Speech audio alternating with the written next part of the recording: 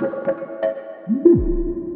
folks, Matthew Weiss here, WeissAdvice.com and Weiss Advice here on YouTube. In this video, I'm going to be doing a shootout between my hardware Bricasti M7 and two software emulations, Verbsuite Classic by Slate Digital and Seventh Heaven by Liquid Sonics. Now, both of these softwares claim to be one-to-one emulations of the hardware. We're going to see just how close they really got. Now, before I jump in, I do want to say if you want to do a deep dive into really understanding how reverbs work and how you can use them creatively in your mixes and production, you're going to want to check out Mixing with Reverb. That is for sale. The link is in the description below. You can always go to WeissAdvice.com to find it. Now, let's jump on in and explain the setup for this shootout.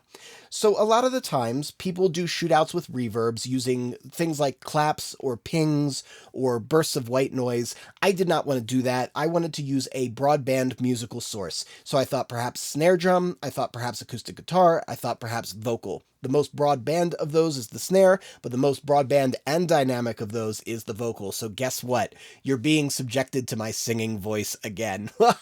I'm so sorry. Anyway, I'm singing Like a Stone by Audioslave, which is one of my favorite karaoke songs. I just did one quick pass through. I'm singing into this microphone that I'm speaking into right now, right here, which is the Circle Audio Evo 251. It's a fantastic microphone, as you will clearly hear. That's going into an Avalon M5 preamp, one of my favorite preamps, and then there's nothing else on the way in. Once we're in there, I do a little cleanup and processing, the main thing being a little tidying up using Synchro Arts Repitch. So thank you, Synchro Arts, for giving me repitch here so that I could not embarrass myself too badly. That said, I left the pitch really loose. I really only corrected anything that was so off that it would be distracting to the actual test. So I then sent the vocal off to the three reverbs and set them as closely as possible, matched them in level as closely as possible, printed them in, did a random roll of the dice to figure out which one I was going to label which, A, B, or C. Once that was assigned, they came out in this order. I will let you know that Church A and Chamber A are the same reverb unit. Church B, Chamber B, same reverb unit. Church C, Chamber C, same reverb unit. So if you think that A is one of those, it will be the same in both the church and the chamber, for example. So let's hear a little bit of the dry vocal, just a very little bit, and then we're going to start auditioning the reverbs. On a cobweb afternoon in a room full of emptiness. Okay, that's enough of that. All right, now let's start with Church A. On a cobweb afternoon in a room full of emptiness on a freeway. I confess I was lost in the pages. Church B. On a cobweb afternoon in a room full of emptiness on a freeway. I confess I was lost in the pages. C. On a cobweb afternoon in a room full of emptiness on a freeway. I confess I was lost in the pages. Now we're going to do this again, except for this time I'm going to use only the soloed reverb returns. Church A. On a cobweb afternoon in a room full of emptiness on a freeway. On a cobweb afternoon in a room full of emptiness on a freeway. On a cobweb afternoon in a room full of emptiness on a freeway. Now, if at this point you're thinking, gosh, those sound pretty darn similar, there's maybe like one minor, obviously detectable difference in one of those, but really they're pretty darn similar, and in a blind test, it sure is hard to tell. Well, I would say you're right. I'm not so sure I would be able to pick out which one is which in a blind test. I think maybe I could pick out one of them. Let's do this test again. Let's go to a different part of the song where I'm singing a little differently, and let's audition the chambers. See how that comes out.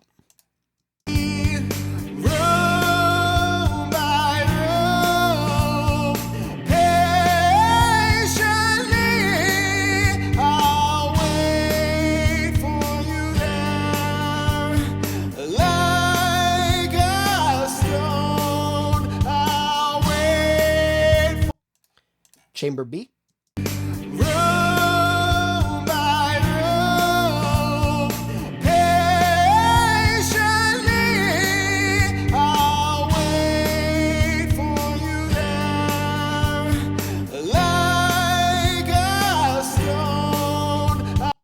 Chamber C.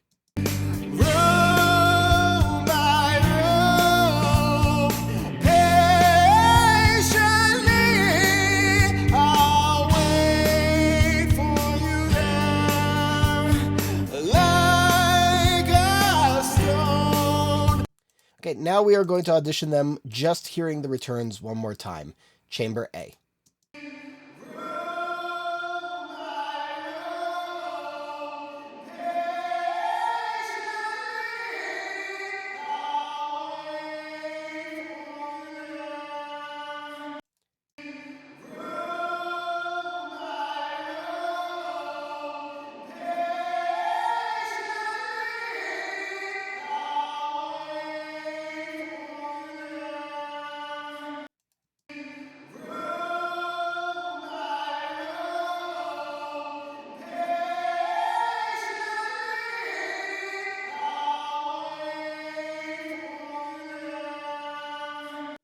All right, so at this point, I would say it's time to gather our thoughts.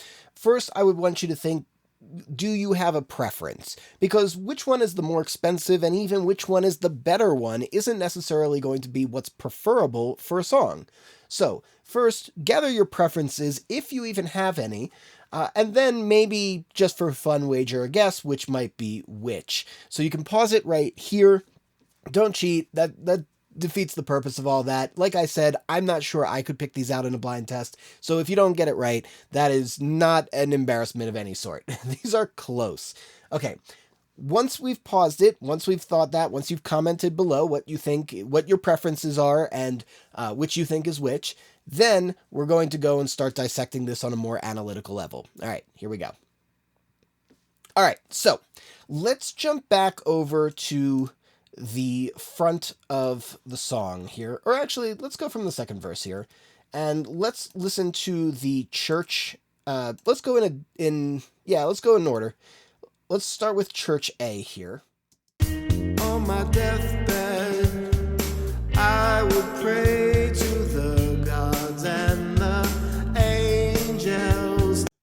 So I think that sounds really good. There's a haunting quality to it. There's sort of this way that the notes are kind of folding over themselves that create this really nice overtone. It's carrying well. It's got a great sense of depth.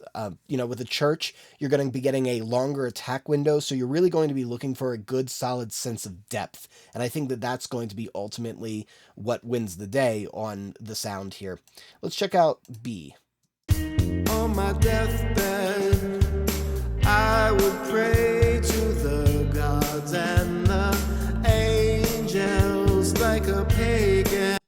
Relative to A, I feel like B has a more forward sound. There's something in the mids, broadly in the mids, that feels like it's a little closer than A was. It also doesn't feel quite as round sounding. It feels like it's a little bit more almost even sounding, so to speak. So it's like all the frequency content feels very evenly distributed.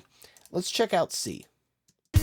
On my deathbed, I would pray to the gods and the angels like a pagan. So of all of them, to me, this feels the most neutral. It feels the most balanced. If we go back to A, for example, we'll notice that it feels like there's a little bit of bump in like the bass to low mid. On my deathbed, I would pray to the gods. Whereas C doesn't really have that. On my deathbed, would pray to the gods and Now, if we listen to them in solo, on my deathbed, I would pray to the gods and it's a little different. on my deathbed, I would pray to the gods and on my deathbed, I would pray to the gods and The difference in frequency response to me really feels like it's more of a side effect of a dispersion effect that's happening. So when sound propagates in a room and then bounces off of boundaries, that contact from vibrating air to now vibrating stone or wood or whatever material the room is made out of is going to take certain frequencies and turn them out of phase. And depending on what the material is, it will affect it differently. So I'm hearing the same frequency content, but I'm hearing it at slightly different timings. The timing of that is kind of what creates the sense of depth. And in something like a church or a hall where you're really trying to model depth, I think that that's probably one of the trickiest things to get and probably the very slight difference. So from that, I would say that A is giving me the most obvious dispersion and it's giving me the best sense of depth in that sense.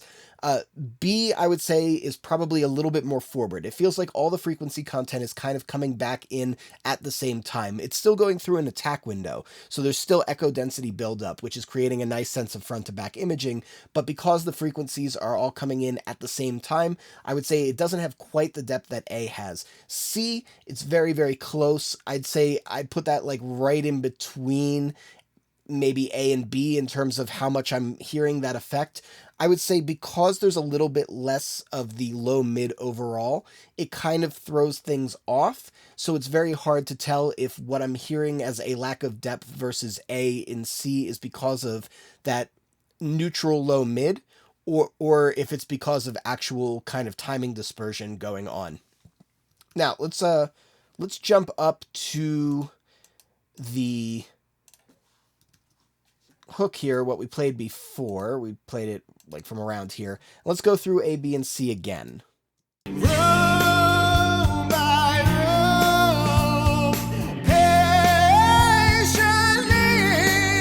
I'll wait for you there. Now, chambers are not designed to have the same sense of depth. They are small rooms, so you get quick echo density buildup. They're kind of like the living space between a plate and a natural room is a chamber.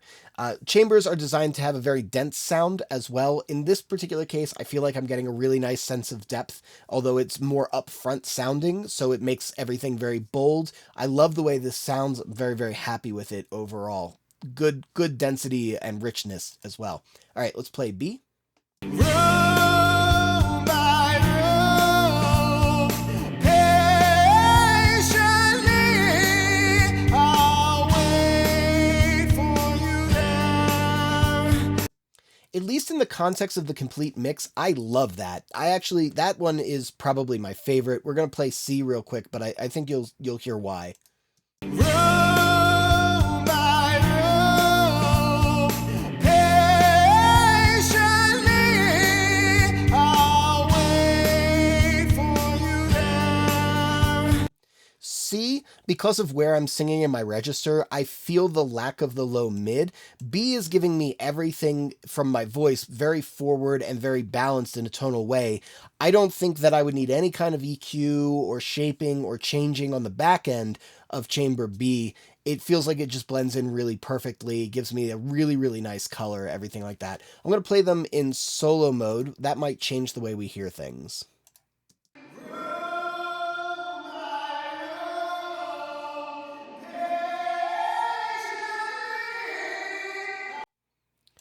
All right, B.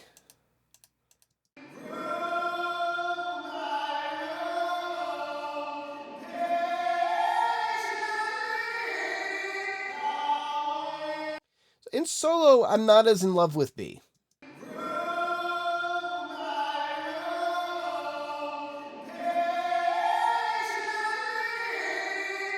B feels a little bit huskier, which in solo mode I think is not as complimentary, but this really highlights the point that you have to listen not just in solo, but in the context of the record, because to me, it's actually a fairly clear winner here. Everywhere else, I feel like everything is pretty interchangeable, but this one I do have a decided preference for myself, and you might feel otherwise. I do think that A is giving a little bit more depth, and C is probably a little bit more neutrally balanced overall. Okay, one last opportunity to pause this video before I do the big reveal, which I don't want to give it away until you've made up your own opinions, right? You had blank canvas, then maybe what I said might have influenced, or maybe it didn't. And now, here we go, about to give away the actual answer key. Ready? Here we are. A, that is the hardware Bricasti unit. B, that is Slate Digital Verbsuite Classic. C, that is Seventh Heaven by Liquid Sonics. All right. Thank you guys for checking this video out. If you like this video, hit that like button. If you want to catch more videos like this, hit subscribe with the bell notification so you get notified. One more reminder, Mixing with Reverb is out. You can check the description below for a link to that. It is the best tutorial on Reverb you're going to find. It is very thorough, everything from the technical to the creative, and will make your mixes and your productions significantly better once you really understand how to work Reverb. And lastly, you know what we say here at Weiss Advice. We are musicians, sound is our instrument, and I will catch you next time.